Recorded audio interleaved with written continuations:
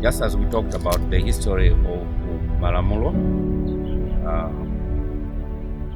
George James was inspired by David Livingstone, who was a missionary. He was born in 1813. He died in 1873. Let me just say a few things about David Livingstone.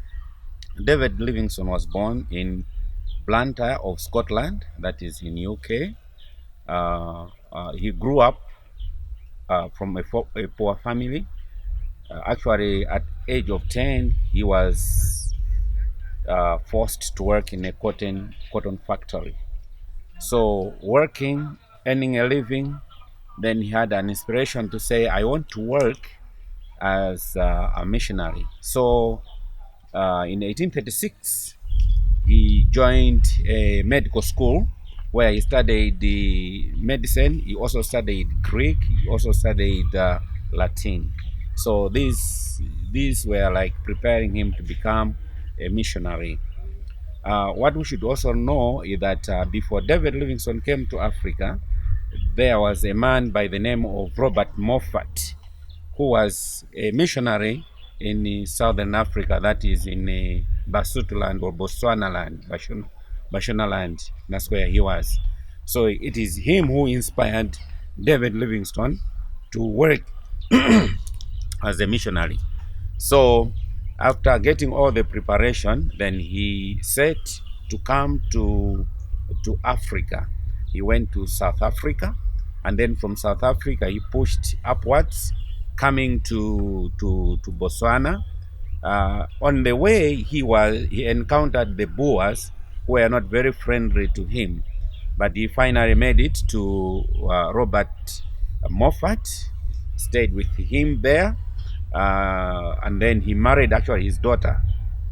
That journey started in the 1840s, and it took him a little while in Africa, but he was doing it in bits of 4 years, sometimes 5 years. Now, when he was with Robert Moffat, he decided to find more information about the hinterland or the central part of Africa. So that made him to push up north. And as he was going up north, he wanted to find a passage to see how he can connect the west of Africa, that's Angola, to Central Africa. But he managed for the first trip. On the second trip, that's when he came via the eastern part of Africa, that is Mozambique, at Quirimani. So at Quirimani, he found the mouth of Zambezi River. So he had a small boat, and then he started going up to come to the hinterland. So as he came to, as we were going up, he found a place which we would call Victoria Falls. It's a huge falls. So that made his journey. He couldn't proceed to go up the river. So he went back, and then he followed a river, that is Shire River. So Shire River, he came all the way up, and in one of his journeys, he passed by this place. So he came at this place, and history says he pitched his tent right here.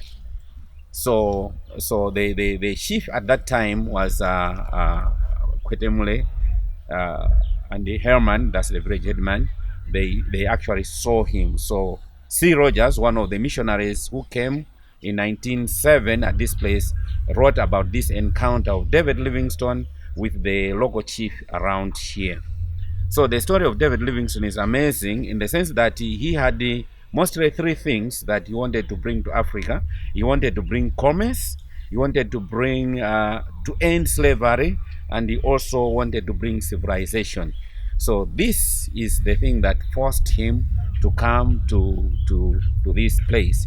We are also told that while David Livingstone was coming up here, he also encountered slave traders, the raiders, somewhere else near Blantyre at Mpemba, where his famous body guys, that is Susi and Chuma, were rescued as slaves, and then they formed his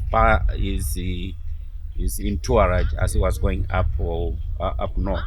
So David Livingstone, from here, he visited Lake Chirwa. In 1859, he came to Lake Malawi, and then he went up north and pitched a tent at Livingstonia, where we have Livingstonia University. And at that place at Livingstonia, that is where more missionaries came and established a mission of the Presbyterian mission.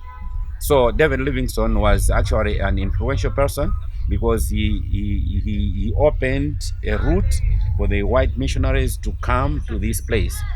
And the journaling or the writing of his findings in the Royal Geographical Society inspired many people. As such, even the government of UK supported him. The London Missionary Society supported his missions, and many people were actually influenced by him. So it is said in 1873 he died at Chitambo in Zambia after being sick with malaria. Perhaps this is a short story about David Livingstone. So let's just go back to connect it with George James. So George James came from Europe. He went to Battle Creek, or would say Andrews University, and then he studied about this man, David Livingstone. So when he discovered that David Livingstone inspired many people, he also wanted to come to see for himself the land where David Livingstone stepped. So he sold everything that he had because he had no sponsor. He was left only with a violin. So with a violin, he came to this place and met Joseph Booth. Then there, the process of establishing Malamulo Mission as an Adventist institution began. Thanks.